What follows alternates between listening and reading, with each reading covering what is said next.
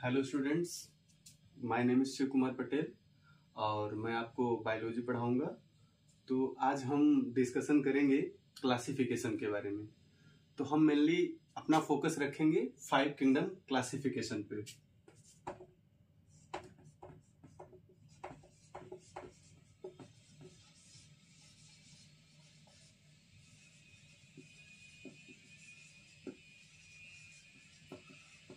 तो आज का हमारा जो टॉपिक होगा वो होगा 5 किंगडम क्लासिफिकेशन। लेकिन उससे पहले हम थोड़ा सा जानते हैं कि क्लासिफिकेशन होता क्या है और हमें इसकी नीड क्यों है क्लासिफिकेशन की। तो अगर हम बात करें क्लासिफिकेशन की, तो इसका बेसिक सा जो डेफिनेशन होता है ये हम समझने की कोशिश करेंगे कि सपोज दैट आप किसी शॉपकीपर की दुकान पे जाते हो, तो उसके पास बहुत ढेर सारी बॉल्स रखी हुई हैं, कई कलर की बॉल्स हैं। सपोज दैट एक रेड है, ब्लैक है और ब्लू कलर, मतलब ऐसे बहुत ढेर सारी उसने क्या किया है, बॉल्स को रखा हुआ है। ठीक है, और हमें जरूरत है कि हमें वहां से रेड बॉल को लेनी है। तो अगर हम उसकी दुकान पे जाएं और उससे बोले हमें रेड बॉल दे दो, तो अगर उसमें से वो उठाएगा चीजों को तो उसमें टाइम लगेगा। तो अगर इस चीज को हम थोड़ा सा कम करना चाहें, कि हम टाइम को अपना बचाना चाहें, तो इसको हम क्या करेंगे, सेपरेट करके चीजों को अलग रख देंगे कि रेड यहाँ रख देते हैं और ब्लैक को यहाँ रख देते हैं, ब्लू को यहाँ रख देते हैं।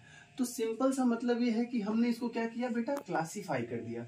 और क्लासिफिकेशन का मतलब भी यही होता है कि हम चीजों को ऐसे अरेंजमेंट करें कि हम उनको आसानी से पढ़ सके, उनको आसानी से समझ सके। क्योंकि ह्यूमन बीइंग ने जब से होमो सेपियंस इस धरती पे आए, जब से उन्होंने सोचना समझना स्टार्ट किया, उन्होंने ज्यादातर चीजों को क्या किया, अरेंज करना शुरू किया, समझने की कोशिश की। तो उसमें जो है क्लासिफिकेशन एक बहुत ही इंपॉर्टेंट टॉपिक हो जाता है किसी चीज को समझने के लिए। तो हम आज उसी पे बात करेंगे 5 किंगडम क्लासिफिकेशन की। तो 5 किंगडम क्लासिफिकेशन को जिस साइंटिस्ट ने दिया था उनका नाम था आर.एच. व्हिटेकर। 5 किंगडम क्लासिफिकेशन से पहले भी बहुत सारे क्लासिफिकेशन आए, 3 किंगडम, 4 किंगडम, 2 किंगडम, लेकिन जो मोस्ट एक्सेप्टेबल क्लासिफिकेशन है वो है हमारा 5 किंगडम क्लासिफिकेशन। इसको दिया किसने था, आर.एच. व्हिटेकर साहब ने। किसने दिया था, आर.एच. व्हिटेकर ने। और ये दिए थे बेटा 1969 में। इन्होंने क्या किया था कि एनिमल्स को या फिर स्पीसीज को 5 किंगडम में क्लासिफाई किया था।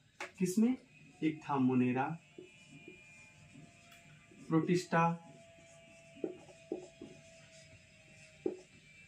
Fungi, Plantae and animalia. तो हम बेसिकली इसमें बात ये करेंगे कि जो मोनेरा है, प्रोटिस्टा है, फंजाई है और प्लांटी एनिमेलिया है, तो उसको हम कैसे जो है वहां पे डिवाइड किए हैं, उसमें कौन कौन से ऑर्गेनिज्म आएंगे। और ये सबसे ज्यादा इंपॉर्टेंट है क्योंकि क्वेश्चन भी इसमें पूछा जाता है कि आपके मोनेरा में कौन से स्पीसीज आएंगे या फिर कौन से एनिमल आएंगे, कौन से ऑर्गेनिज्म आएंगे, आपके फंजाई में कौन से आएंगे। तो यहाँ पे हमें सबसे पहले ये जानना जरूरी है कि फंजाई में कौन से एनिमल आ रहे हैं, प्लांटी में क्या आ रहा है, एनिमेलिया में क्या आ रहा है। तो जैसा कि हमने पिछले लेक्चर में पढ़ा था कि जो हमारी सेल होती है वो 2 प्रकार की, एक है प्रोकैरियोटिक और एक है यूकैरियोटिक। तो अगर हम इसके बेस पे जो डिवीजन देखेंगे तो हम ये देखेंगे कि जो प्रोकैरियोटिक है उसमें हमने किसको रखा, मोनेरा को रखा। किसको रखा बेटा, मोनेरा को रखा। और यूकैरियोटिक जो होता है, अब जैसे यूकैरियोटिक क्या था बेटा, हमारा वेल डिफाइंड सेल था जिसमें सेल ऑर्गेनेल्स पाए गए, हमारा जो है न्यूक्लियस डिफाइन था, उसमें जो हमारा जेनेटिक मटेरियल था वो एक पैक्ड जो है उसमें था, मतलब कि मेम्ब्रेन में था और वो पूरी तरीके से व्यवस्थित था। तो जो यूकैरियोटिक सेल्स होती हैं वो एक भी हो सकती हैं और एक से ज्यादा हो सकती हैं। तो इसके बेस पे हम क्या करते हैं कि एक होता है हमारा यूनिसेलुलर, एक होता है यूनिसेलुलर और दूसरा होता है बेटा मल्टीसेलुलर। क्या होता है, मल्टीसेलुलर।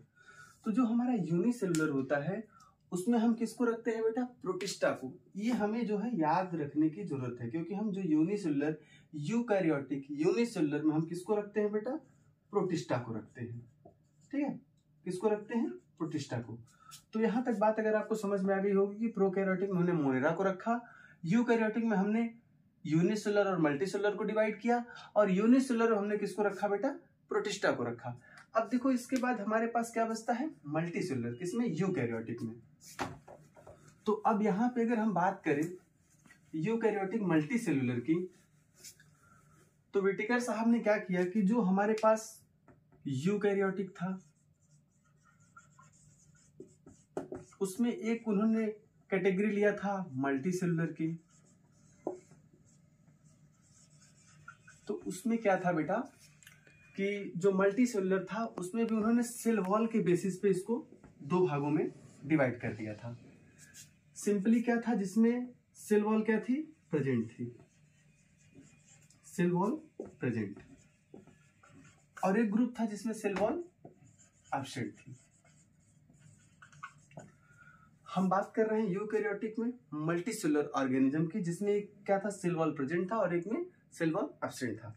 अब देखो बेटा, सेल वॉल प्रेजेंट और एब्सेंट के बेस पे उन्होंने क्या किया था? इसको दो कैटेगरी में डिवाइड किया था। एक था बेटा ऑटोट्रॉफिक। क्या था? ऑटोट्रॉफिक। यहाँ पे हमारा आ जाता है मोड ऑफ न्यूट्रिशन, और यहाँ होता है बेटा हेट्रोट्रॉफिक। ये क्या है? हेट्रोट्रॉफिक। तो ऑटोट्रॉफिक में क्या है बेटा? आपका आ जाएगा प्लांटी। क्या आ जाएगा? प्लांटी। और हेट्रोट्रॉफिक में आपका क्या आ जाएगा बेटा? फंजाई। और यहाँ पे हमने एक ग्रुप बनाया हुआ है जो है मल्टीसेलुलर, लेकिन उसमें सेल वॉल क्या होती है बेटा? एब्सेंट होती है। यहाँ पे सेल वॉल क्या होती है? एब्सेंट होती है। और इसमें क्या आ जाएगा बेटा? आपका एनीमेलिया। तो ये सिंपली क्या था? उनका क्लासिफिकेशन था। आर.एस. व्हिटेकर का जो 5 किंगडम क्लासिफिकेशन कहलाता है, जिसमें हमने प्रोकैरियोटिक और यूकैरियोटिक के बेस पे डिवाइड किया। प्रोकैरियोटिक में हमने मोनेरा को रखा। यूकैरियोटिक में हमारा जो है दो टाइप का आ जाता है, एक होता है यूनिसेलुलर और एक होता है मल्टीसेलुलर। तो यूनिसेलुलर में हमने क्या किया बेटा? प्रोटिस्टा को रखा, और मल्टीसेलुलर को हमने फर्दर डिवाइड किया जो है सेल वॉल और उसके प्रेजेंस और एब्सेंस पे। तो जहां पे सेल वॉल प्रेजेंस थी वहां पे हमने ऑटोट्रॉफिक और हेट्रोट्रॉफिक में डिवाइड किया, जो मोड ऑफ न्यूट्रिशन को शो करता है। इसमें आपका प्लांटी आ जाएगा, फंजाई आ जाएगा, और सेल वॉल जहां पे एब्सेंट होती है वो आ जाएगा बेटा आपका एनीमेलिया। तो ये सिंपल सा तरीका था जो आप याद कर सकते हो कि 5 किंगडम क्लासिफिकेशन में कौन सा ऑर्गेनिज्म किस लेवल ऑफ ऑर्गेनाइजेशन में आता है। Thank you so much.